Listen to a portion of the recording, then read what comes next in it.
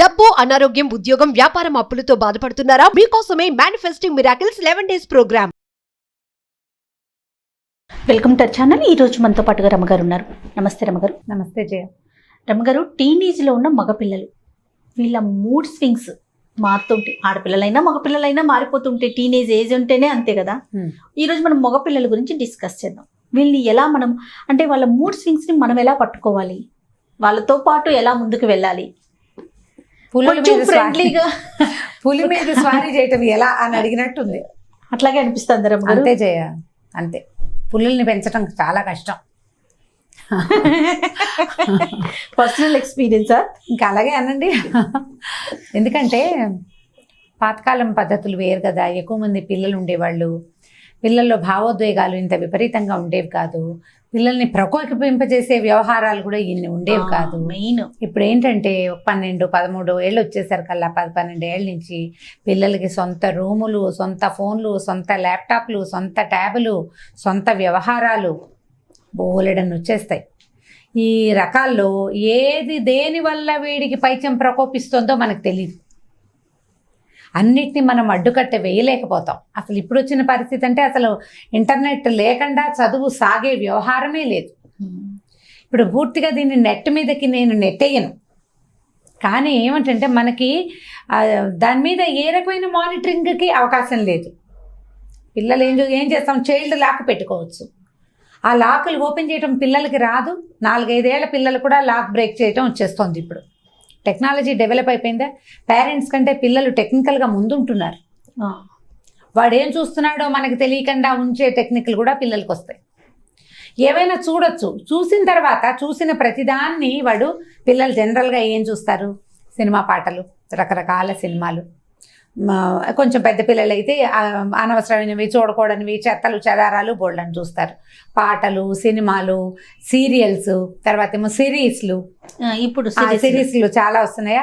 తర్వాత గేమ్స్, రకరకాల గేములు. కొన్నింటిని చావు దగ్గర దాకా తీసుకుపోయే గేములు కూడా కొన్ని ఉన్నాయి. రకరకాల గేమ్స్. వీటన్నిటితో పాటు కొత్త కొత్త వస్తువులు, కొత్త కొత్త గ్యాడ్జెట్స్, బట్టలు, షూసు, రకరకాలు, ఐబ్రోస్ షేప్ చేసుకోవడం దగ్గర నుంచి మగపిల్లలు కూడా కావాల్సిందే. Grooming, hair cuts, hair styles, బట్టల స్టైలింగు, ప్రతి విషయం, ప్రతిదీ పిల్లలు చూస్తూనే ఉంటారు. కాలక్షేపానికి ఏదో ఒకటి చేయాలి. చూడు, అవును, ఏదో ఒకటి చేయాలి. ఈ కాలక్షేపపు ఈ వ్యవహారాల్లో కొన్ని మన జీవితాల్లోకి మనకి తెలియకుండానే, మనం అనుకోకుండానే, మన తాలూకు ప్రమేయం లేకుండానే, మనం ఒప్పుకోపోయినా సరే మన జీవితాల్లోకి వచ్చేస్తాయి. సైడ్స్ అంతా జుట్టు తీసేసి మధ్యలో జుట్టే ఉంచుకోవటం, అదో స్టైలు. ఎవరో చేశారు, విరాట్ కోహ్లీవో ఇంకొకడో ఎవరో ఒకళ్ళు. వాడి స్టైల్ పాపం, అతని స్టైల్ అతనిది. మనం ఏమంటాము, ఇక అక్కడి నుంచి మొదలుపెట్టి ప్రతిదీ మన జీవితంలోకి చొచ్చుకొచ్చేస్తుంది. వద్దంటే పిల్లలకు కోపం వస్తుంది. నా ఫ్రెండ్ చేశాడు, నన్ను ఎందుకు చేయనివ్వంటుంది. నా జుట్టు, నా ఇష్టం, నా జీవితం, ఈ పదాలు వస్తాయి. జీవితం వాడిది. కనీసం నేను హెయిర్ కూడా ఇలా చేసుకోవద్దా అంటారు. సేమ్ క్వశ్చనే కదా. ఇదే క్వశ్చన్ మీ అమ్మాయి కూడా అడుగుతుంది. నా హెయిర్ స్టైల్ కూడా నా ఇష్టం కదా. అంటే ఇంకొంచెం చిన్నది కదా, ఇంకొక 2-3 years, 2 ఏళ్ళు. నీకు ఎక్కువ టైం లేదు. ఎక్కువ లేదు. ఇప్పుడు పిల్లలు ఏంటంటే అవన్నీ నా జీవితం, నా స్టైలు, నా ఇదే అనుకుంటారు. ఎలా ఉంటుందంటే, మేము ఈ అమ్మా నాన్నలకు చెందిన వాళ్ళం కాదని, మేము ఎక్కడో అనోఖా చీజ్, నేను ఎక్కడి నుంచో వచ్చేసానని, నాకు అన్నీ తెలుసని, నాకు తెలిసిన దాంట్లో వీళ్ళకి సహస్రం కూడా తెలియదని భావిస్తారు. కానీ తను చేయవలసిన ప్రతి పనికి ఫండింగ్ అమ్మా నాన్నల దగ్గర నుంచే వస్తుంది అనే విషయం తెలియనట్టుగా ఉండిపోతారు పిల్లలు. అది కూడా ఇవ్వవా అంటారు. అది కూడా ఇవ్వవా. నా ఫ్రెండ్ వాళ్ళ నాన్న అదేదో తెచ్చాడు, వీళ్ళేదో కెమెరా తెచ్చారు, నీళ్ళల్లో ఫోటోలు తీసే కెమెరా ఉంది. వాడు ఎవరి దగ్గర, నా దగ్గర మామూలు కెమెరా కూడా లేదు. కంపేర్ చేస్తారు కదండి. కంపారిజన్ ఎందుకు ఉండదు, ఫ్రెండ్స్ అందరు షేర్ చేస్తారు. ఇదివరకు అయితే ఏదో స్కూల్కి వెళ్ళినప్పుడు, ఎప్పుడో కలిసినప్పుడు, ఏదో సందర్భంలో వాడు ఏదో కొనుక్కున్నాడు, పెట్టాడు అని తెలిసేది. ఇప్పుడు మనకు వచ్చిన సోషల్ మీడియా ఉంది కదా. మా ఇంట్లో ఇడ్లీ, ఇవాళ ఊతప్పం, ఇవాళ పావు భాజీ, వాడు అమ్మ వాళ్ళంతా పావు భాజీ తింటున్నారు, కనీసం నాకు పానీపూరి అయినా చేసుకుందాం మనం. నువ్వు పానీపూరి తిన్నావు, నువ్వు ఎక్కడికో వెళ్ళావు, వీళ్ళంతా జిమ్కి వెళ్తున్నారు, నేను వెళ్ళటం లేదు, వాళ్ళంతా అక్కడెక్కడ ఉన్నారు. సో హెయిర్ స్టైల్ చేయించుకోవడానికి ఏదో ఒక బ్రాండెడ్ వాటికి వెళ్ళాడు, 900 జుట్టు కట్టికి. 100 రూపాయలకి మన పక్క సెలూన్ వాడు చేస్తారు అంటే ఒప్పుకోడు వాడు. ఈ 900 వాడు ఎవడో చేయించుకున్నాడు, అలాగే మనం కూడా చేయాలంటారు. పిల్లలు అవన్నీ ఆలోచించరు కదా, వాడికి ఈ డబ్బులు ఎక్కడి నుంచి వస్తున్నాయి అని కానీ, ఈ సమయం వృధా చేస్తే రేపు వస్తుందా అని కానీ అవి ఏవి ఉండవు. కాదు రమ్మగారు, నాకు ఇంకొక డౌట్ ఏంటంటే, ఇప్పుడు ఆడపిల్లలు అమ్మతో కొంచెం ఒక వయసు వచ్చాక అన్ని షేర్ చేసుకుంటుంది. ఒక టీనేజ్లోకి వచ్చాక అమ్మ నాకు ఇక్కడ నొప్పనో లేకపోతే అట్లా జరిగిందనో ఇట్లా జరిగిందనో, మగపిల్లలు కూడా షేర్ చేస్తారండి? చెయ్యరు. మగపిల్లలు షేర్ చేసేవి కొంచెం తల్లులతోటి ఇంటరాక్ట్ అయితే, అంటే ఇప్పుడు దాచేరకపు ఏవి చెప్పరు పిల్లలు. ఆడపిల్లలు కూడా చెప్పరు చెయ్య, దాచేవి ఉంటాయి, వాళ్ళు దాచాల్సినవి వాడి సొంతవి పర్సనల్ థింగ్స్ అవి చెప్పరంటారా? అవి ఫ్రెండ్స్కే షేర్ చేస్తారు. దాపరికాలన్నీ ఫ్రెండ్స్కే ఉంటాయి. మనకేం చెప్తారు, నేను అక్కడికి వెళ్తే వాళ్ళు ఇలా అన్నారు అలా అన్నారు, లేదా అక్కడ వాళ్ళు అవి కొనుక్కున్నారు, వాళ్ళు ఎక్కడికో వెళ్ళారు, అలాంటివి షేర్ చేస్తారు. తల్లి పిల్లలు షేర్ చేస్తారు, మా పిల్లలు కూడా షేర్ చేస్తారు. ఇక్కడ తేడా లేదు, ఏముండదు. దాచేది ఎప్పుడు దాస్తారు. టీనేజ్ ఏంటి, 6-7 ఏళ్ల పిల్లలు కూడా ఇవి అమ్మకి చెప్పకూడదు నాన్నకి చెప్పకూడదు అనేది తెలిసిపోతుంది. ఎందుకంటే ఏం చెప్పినా నువ్వు ఎలా రియాక్ట్ అవుతావో వాళ్ళకి తెలుసు. దేనికి ఎలా రియాక్ట్ అవుతావు, ఈ దేనికి నువ్వు ఓవర్ రియాక్ట్ అవుతావో, దేనికి నీ కోపం వస్తుందో నీకంటే బాగా మీ పిల్లలకే తెలుసు. నీ రియాక్షన్స్ నువ్వు చూపించేస్తూ ఉంటావు కదా, వాడు దాచేస్తాడు. ఏదైనా వస్తువు నా చేతిలో పగిలిపోయింది అని నిజం చెప్పే పిల్లలు ఎంతమంది ఉంటారు? చాలా తక్కువ, 2% 3% ఉంటారు అంతే. పాడైపోయింది నేనే పాడు చేశాను, అదేమిట్రా అని కూడా అనకుండా ఎలా ఉంటాం? నేను అంతే అంటాను. ఏరా అలా పాడు చేస్తావు అన్నీ అంతే. ఆ ఒక మాట కూడా నేను అనకూడదని పాడు చేసినా నాకు రావు. నా దగ్గర కూడా కొన్ని మ్యాటర్స్ ఆ ఒక వాక్యమే, నేను తిట్టేది కొట్టేది ఏం ఉండదు. అయినా సరే అవి కూడా దాచేస్తారు పిల్లల మూడ్ స్వింగ్స్ని తట్టుకోవటం కష్టం. ఇప్పుడేమో మనకు వచ్చిన సమస్య ఏంటంటే బయటికి వెళ్ళే వీలు లేదు. రోడ్ల మీద పిల్లల్ని హాయిగా ఇష్టారాజ్యంగా పరీక్షలు అయిపోయినాయి కదా, పెద్దగా క్లాసులు లేవు, తిరగనిచ్చామనుకో, ఎక్కడి నుంచి ఏ మహమ్మారి మన వెనకాలకు వచ్చేస్తుందో తెలీదు. ఈ ఒంటరిగా తలుపులు వేసుకుని కూర్చుని ఏ పిచ్చి పిల్లకలు ఎత్తించేవి చూస్తున్నారో వాళ్ళు మనకు తెలియదు. వాడు ఎవరి మీద తనకు తెలుసుకున్న విషయాన్ని ప్రయోగిస్తాడో తెలీదు. కేకలేస్తే ఎలా రియాక్ట్ అవుతాడో తెలియదు. మనం గట్టిగా అరిచి కేకలేసాం ఏదో వ్యవహారం మీద, వాడు తలుపేసుకు లోపల కూర్చున్నాడు. ఆ లోపల ఉన్నవాడు మామూలుగానే ఉన్నాడా, ఏదైనా విపరీతపు పని చేస్తున్నాడో తెలీదు. మరి ఎట్లా రమ్మగారు? అలాగే దినదినగండం నూరేళ్ళ ఆయుష్. ఏం చేయొచ్చు ఈజీగా 2-3 మెథడ్స్. అంటే నా అనుభవంలో నేను చెప్తాను, ఖచ్చితంగా ఇది నిజమే ఇంతేనని మాత్రం నేను చెప్పనమ్మా. ఎవరి పిల్లాన్ని ఎవరి ఇంటి ఫ్యామిలీ పరిస్థితిని బట్టి చూసుకోవాలి. ఇప్పుడు ఏదో చిన్న విషయం, ఒక ఇష్యూ, భర్త కేకలేసేటప్పుడు భార్య మాట్లాడకుండా ఉంటే కొంచెం బెటర్గా ఉంటుంది. హస్బెండ్స్ కోపం వస్తుంది, నువ్వు కల్పించుకోవట్లేదు, నువ్వు వాడిని తిట్టట్లేదని, నేను తర్వాత చెప్తానని చెప్పుకోవచ్చు. ఇద్దరూ కలిసి తిట్టిపోసామనుకో, వీడికి వేరే దారి ఉండదు. వీళ్ళు మన సానుభూతి పరులు ఎవరైనా ఉన్నారు అని వాడికి అనిపించకపోతే వాడు ఏదైనా విపరీత పనికి లోబడచ్చు. పిల్లలు ఏం చేస్తారో తెలియదు చేయ. ఈరోజు బిజీగా ఉన్న రోజైతే ఒక రకం, వాడికి లోపల స్ట్రెస్ ఏంటంటే శరీరంలో కూడా చాలా మార్పులు చేంజెస్ వస్తాయి. శరీర ధర్మంలో మార్పు వచ్చేస్తుంది. వాళ్ళ ఐడియాలజీస్ మారిపోతాయి. అన్ని రంగులు ఆహ్వానించేస్తూ ఉంటాయి. జీవితం రకరకాలుగా కలర్ఫుల్ గా కనిపిస్తుంది. వాడికి కనపడుతున్న రంగు మనం కూడా చూసాం ఇది వరకు, కానీ అది సహజమేనని మనం ఒప్పుకోలేకపోతాం. మనకు ఆనాడు సాగలేదు, మనం 10 మందిలో ఉన్నాం, లేదా పేదరికంలో ఉన్నాం, ఏదో దిగువ మధ్య తరగతిలో ఉన్నాం, మనకు సాగల. ఇప్పుడు మనం పిల్లలకు వెసులుబాట్లు ఇస్తున్నాం. వాడిని రంగులన్నీ చూడొద్దని, మాకమల్లిని నోరు మూసు కూర్చోమని నువ్వు అనలేవు, అడగలేవు. ఎగ్జాక్ట్లీ అండి, అనలేము మాట ఇది.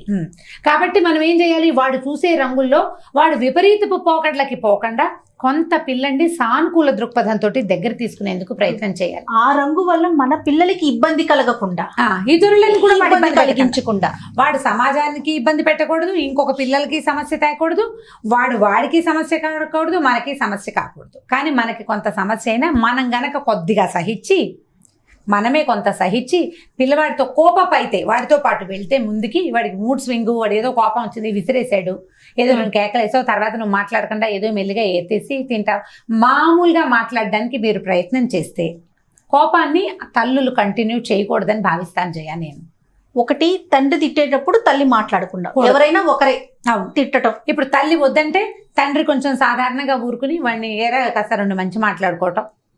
ఇప్పుడు మళ్ళీ వాడిని 1 గంట పైగా నీ మంచిగా చెప్తున్నారు లాంటివి ఏమైనా చెప్తే వాడికి ఒళ్ళు మండిపోతుంది. మర్చిపోయినట్టు ప్రవర్తించాలి,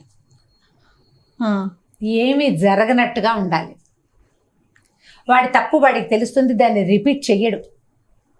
మీరు మళ్ళీ పుండు మీద కారం రాసినట్టు నువ్వు పొద్దున అలా నాన్నతో మాట్లాడావు అని కనుక ఎత్తుకున్నావా, వాడు మన మీద కూడా వస్తాడు. అలాగే ఈ ఏజ్ పిల్లల్లోనే ఉంటుంది ఆ లక్షణం. ఇంకా అసలు ఆ ఇష్యూని వదిలేయమంటారు, వదిలిపెట్టేయాలి.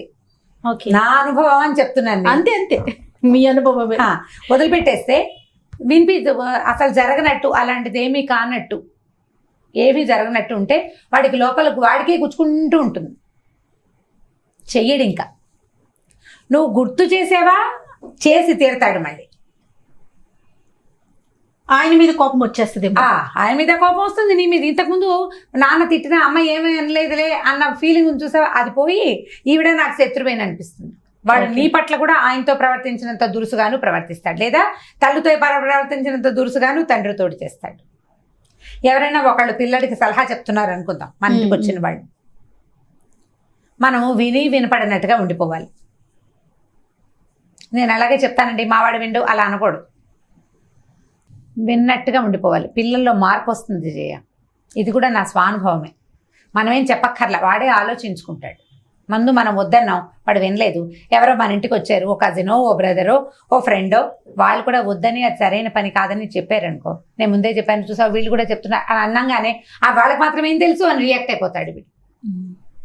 నిశ్శబ్దంగా ఊరుకోవాలి. చాలా చోట్ల పిల్లల మూడ్ స్వింగ్స్లో నిశ్శబ్దం పనిచేస్తుంది, ముఖ్యంగా టీనేజ్ పిల్లలు. మగపిల్లల దగ్గర ఏంటంటే వాడు ఒక మరీ విపరీతపు ధోరణిలోకి వెళ్తున్నాడేమో గమనించుకోండి. పిల్లల్ని ఒంటరిగా వదిలిపెట్టద్దు. ఎవరింట్లో ఉన్న స్లీప్ ఓవర్స్కి వాటికి పంపద్దు.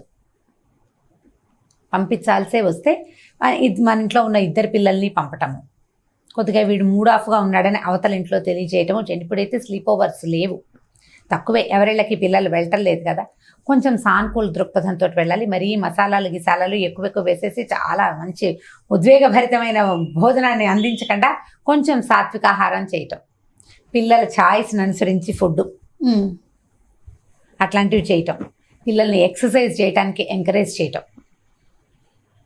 జిమ్ములకి వెళ్ళే వాళ్ళు ఎలాగో ఉన్నారులేండి, వాళ్ళని మనం చెప్పగలిగేది ఏం లేదు. అవి చేయటం, ఇలాంటివి ఏదైనా ఎంకరేజ్ చేయటం. ఫ్యామిలీ థింగ్స్ చెప్పటం పిల్లలకి. చిన్నప్పుడు ఇలా అయింది, మా వాళ్ళు అలా చేస్తారు, ఇలా చేస్తారు. ఎవరి మీదైనా కోపాలు అవి ఉంటే అవి పిల్లల దగ్గర ప్రదర్శించద్దు. టీనేజ్ పిల్లలకి చెప్పకూడదు, వాళ్ళు గుర్తుపెట్టుకుంటారు బాగా. చిన్న పిల్లలే గుర్తు పెట్టుకుంటున్నారండి, టీనేజ్ పిల్లలు గుర్తుపెట్టుకోరా. ఇలా కొంచెం మనం జాగ్రత్తగా, ఏదో అప్పుడు జరిగింది, నా కాలేజీలో జరిగింది, నేను చదువుకునేటప్పుడు, తాత చిన్నప్పుడు, మా ముత్తాత గారు ఊళ్ళోట అని ఏదైనా ఒక విషయం చెప్పటం, మాట్లాడుతూ పిల్లల్ని మన వైపుకి తిప్పుకోవటం. వీటన్నిటికీ మాట్లాడడం, నిశ్శబ్దం ఎంత హెల్ప్ చేస్తుందో మాట్లాడడం అంత హెల్ప్ చేస్తుంది. మాట్లాడడం మళ్ళీ నువ్వు నేను నీ గురించి నా గురించి మాట్లాడకూడదు, ఎవరో ఎక్కడో ఏమిటో సమెక్స్ అంతే. సమెక్స్ ఫలానా వాళ్ళ అబ్బాయి, లేదా ఫలానా ఒక తాతగారు, ఫలానా ఒక మావయ్య ఇలా నానా కష్టాలు పడి చదువుకున్నాడు, నువ్వు అలా చేయటం లేదు అని మాత్రం కలపకూడదు వాక్యాలు. వాళ్ళ గురించి, ఒకళ్ళ సక్సెస్ గురించి చెప్పాలి. ఆ సక్సెస్ స్టోరీసు అబ్దుల్ కలాం గారివి కాకుండా, అంటే ఎవరో పెద్దవారిది కాకుండా, మన సమీపంలో ఉన్న వాళ్ళని గురించి, ఎవరి గురించి అయినా. చెడిపోయిన వాళ్ళ మాటలు కూడా చెప్పాలి పిల్లలకి. అవునా రమ్మగారు? చెప్పాలి. అలా చెయ్యొద్దు అని అనకూడదు, చెప్పి వదిలేయటం అంతే. వాడు ఏమిటోరో అట్లా ప్రవర్తించాడు, ఎలా ఎవరైనా అట్లా చేస్తారా? వాడు సొంత కజిన్స్ తోటి, సొంత వాళ్ళతోటి ఎంత బ్యాడ్ బిహేవియర్ చూడు, ఏమిటో ఇలా తయారవుతున్నారు. అంటే వీడికి నువ్వు అలా చేయకు అని అన్నామా, అదేమిటో చేసి చూద్దామనిపిస్తుంది. నీకు వాడు నచ్చలేదు కదా, నేను అలాగే చేస్తా అంటాడు కోపం వచ్చినప్పుడు. అది సరైంది కాదని, ఇది సరైందని జస్ట్ పిక్చర్ చూపించి వదిలేయాలి. చిన్నపిల్లలకి బొమ్మలు చూపిస్తూ కథ చెప్తామా, అట్లా బొమ్మలు చూపించండి, ఎవరో ఒకళ్ళది. దీనివల్ల ఏమవుతుందంటే పిల్లలు మన మాట వినడానికి అలవాటు పడతారు. కొంచెం నాకు హెల్ప్ చేయమని అడగటం, ఇంట్లో ఏదైనా పని చేయించడం, చిన్న పొన్న పనులకి దింపండి పిల్లల్ని. ఇంట్లో పని చేయాలి, తల్లితో పాటే ఉండేలాగా. తల్లితో పాటు తల్లికి అవసరమైన కొన్ని పనులు చేసి పెట్టడం, వెనకాల పని చేయటం. ఇది నువ్వు ఇది ఇలా ఎందుకు చేసావు, అలా ఎందుకు చేసావు అని పేర్లు పెట్టద్దు పిల్లల పనులకి. ఎలాగో అలా వాడు చేసిందే చాలనుకోండి. ఈసారి మొన్న అలా అయింది కానీ ఈసారి ఇలా చేయరా అని మళ్ళీ కొంచెం దాన్ని కరెక్షన్ చేస్తుంటే మెల్లిగా మార్పు వస్తుంది. మూడ్ స్వింగ్స్ని హ్యాండిల్ చేయటం అంటే పులి మీద స్వారీయే. నేను చెప్పినట్టు ఎవరి పులి లక్షణాన్ని బట్టి వాళ్ళు యాక్ట్ చేయాలి. ఫ్రెండ్ లాగా ఉండాలి అంటారు రమ్మగారు, కరెక్టేనంటారా? ఫ్రెండ్ అయిపోవాలా, ఫ్రెండ్ లాగా ఉండాలా? నిజంగా అసలు ఉండొచ్చా? ఉంటే చనువు తీసుకుంటారా? ఉండకపోతే అసలు మనకేం షేర్ చేయరంటారా? కొంత మటుకునే ఉండాలి చెయ్య. కొంత మటుకే నువ్వు ఎక్కువ ఫ్రెండ్లీగా ఉన్నా కష్టమే, ఫ్రెండ్లీగా ఉండాలి. నువ్వు నీ సుపీరియారిటీ చూపించకూడదు. నేను అమ్మని, నువ్వు కొడుకుని, నువ్వు వినాల్సిందే నన్ను అనకూడదు. నేను ఈ పరిస్థితిలో నుంచి వచ్చాను, ఇప్పుడు నీ వల్ల నాకు ఇలాంటి పరిస్థితి వస్తుంది, ఇప్పుడు నువ్వు ఇలా చేస్తే నేను నాకు కూడా ఇబ్బంది వస్తుంది, నన్ను నువ్వు ఇబ్బందులు పాలు చేయకూడదు, అలా చెప్పుకోవాలి. బట్ మంచి ఫ్రెండ్లీగానే మాట్లాడాలి. నువ్వు కసిరేసి కేకలిస్తే వాడు నీకు షేర్ చేయకపోతాడు కదా. కసిరి కేకలిస్తే కుదరదు కదా. ట్రై చెయ్య, ఇవన్నీ కూడా ట్రయల్ అండ్ ఎర్రర్ చేయ ప్రతిదీను. ఎవరికి వారికే అర్థమవుతుంది. ఇది ఒక మార్గం, ఇలాంటిది ఒక పద్ధతి. ఇలా ట్రై చేసి చూడండి, కుదిరిన వాళ్ళకి కుదురుతుంది. అందులో ఎవరి అమెండ్మెంట్స్ మనం మార్చుకోవాలి, మన విధానాన్ని. నేను చెప్పే కదా, ఎవరి పులికి ఏది ఇష్టమైతే ఆ ప్రకారంగా ఇవ్వాలన్నమాట. కానీ రమ్మగారు ఒక 20th పడినాక కొంచెం సర్దుకుంటారు కదండి, వచ్చేసరికి సర్దుకుంటారు. ఎందుకంటే అప్పటికి చదువు బరువు పెరుగుతుంది, తనతో పాటు ఉన్న వాళ్ళు చాలా మంది సెటిల్ అవుతూ ఉంటారు, డబ్బు అవసరాలు అవన్నీ అర్థమవుతాయి. వీళ్ళని అడగకూడదు, వీళ్ళని అడగాలి అనేది తెలుస్తుంది. నాది నేను అవన్నీ మెల్లిగా వస్తాయి. 20-22 వచ్చేసరికల్లా ఎంతో కొంత, చాలా బుద్ధి వచ్చేది కానీ కొంత బుద్ధి వస్తుంది. కొన్ని ఈ తిక్కలు అవి తీరుతాయి. గుడ్ కంపెనీ ఒకటి కావాలి జయ. పిల్లలకి మంచి కంపెనీ ఉండాలని కోరుకోవాలి మనం. వాళ్ళకి మంచి కంపెనీ ఉండాలి, ఫ్రెండ్స్ సరైన వాళ్ళు ఉండాలి, సరైన స్నేహితులు ఉండాలి. ఆ స్నేహాలు అవి మనం వాటిని మానిటర్ చేయలేము, మనం ప్రార్థించడమే మనం ఈ విషయంలో చేయగలిగేది. ఒకవేళ ఎక్కడైనా మనకు అందిందనుకో, ఇలాంటి స్నేహాలు ఉంటే ఇలా పాడవుతాము అనేది ఎవరి గురించి అయినా చెప్తూ ఉండాలి. నువ్వు అన్నావా చచ్చామే, ఇక వెంట పడవు అన్నమాట, నువ్వు అనకూడదు. ఎప్పుడు ఎవరి సమస్య గురించే మాట్లాడుకుంటూ ఉండాలి, అంతే. గారు మీ అనుభవాలు చాలా బాగున్నాయి. మీరు అన్నట్లుగా ఎవరింట్లో పరిస్థితులను బట్టి వాళ్ళు, అంతే కదండి, వాళ్ళ పిల్లల మనస్తత్వాలను బట్టి, పిల్లలు పెద్దల మనస్తత్వాలు కూడా ఉంటాయి కదా. మిగిలిన వాళ్ళు కూడా కోపప్ చేయాలిగా. ఈ వ్యవహారంలో వాళ్ళు కూడా మనతో సానుకూల దృక్పథంతో వ్యవహరించాలి కొంత. అదే రైట్ రమ్మ గారు. ఓకే, నమస్తే. ఈ వీడియో కనుక మీకు నచ్చినట్లయితే లైక్ చేయండి, షేర్ చేయండి. మరిన్ని వీడియోస్ కోసం మా ఛానల్ని సబ్స్క్రైబ్ చేసుకోండి.